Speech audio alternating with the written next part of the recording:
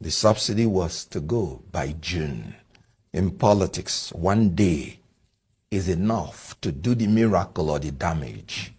But what is the essence of you are saying in your inaugural speech that you are going to inflict more pain on the people? He said he was going to lead. Leadership is defined as the ability to influence people through inspiration, not intimidation or manipulation. That was a demonstration of arrogance of power, not humility of purpose. Now, when you are a leader, what is your purpose? Is it to inflict more pains on the people? No. And you have to be humble about it, especially when the problem emanated from the incompetence and dishonesty of leaders, not from the complicity of the people. Now, let me start by saying, so that you do not misinterpret me as ever supporting anything about oil fuel subsidy. If there is anything that irritates me to my bones, is the issue of subsidy. I wouldn't have voted for anybody who said he was going to maintain oil subsidy.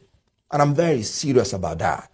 What is the wisdom in an oil producing country paying more than 7-point-something trillion to foreign countries to refine your oil and send it back to you?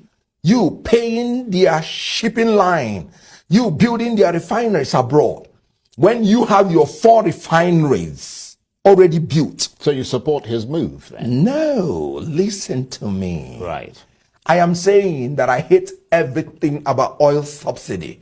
And I agree with anybody who says it's fraudulent, it's criminal, and has no business in the first place in the Nigerian economy. Like I said. Well, that's why he removed it. No. We should be as careful in coming out of oil subsidy as we were careless in going into it. We displayed recklessness and carelessness going into it in the first place. So when you are coming out, you wouldn't be as careless as you were going in. So what I'm saying is, when you want to remove it, there are 2 fundamental bases, and I talk now as an economist, that you must fulfill in order to make sure that you don't destroy the economy before building it post-oil subsidy.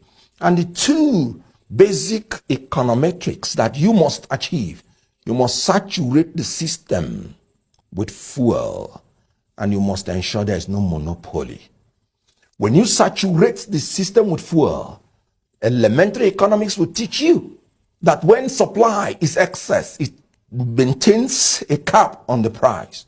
However, no matter how supply is entrenched, if there is monopoly, the monopoly, through Shylock mentality of making profit, can still manipulate the supply in order to make sure that the price gets haywire. I give you an example with OPEC. OPEC can throw its weight around. Even when the supply is there and they don't like the price, they simply cut the supply and the price will jack up. That is what is happening in Nigeria. You should factor it in. Some people have been feeding big on that general corrupt tendency of oil subsidy manipulation to fill in their pocket. So when you want to deal with such things, you have to be careful coming out. You don't need to pronounce it. Like I said, why I said it's a demonstration of arrogance of power. It's just, you just want to tell people that as president, my word is law, nothing else. Because the other regime has given you a leeway. What he said is unlawful. He said oil subsidy is gone. No. What he said is not true. He said there was no appropriation for what he knew in the budget for oil subsidy. No, there was.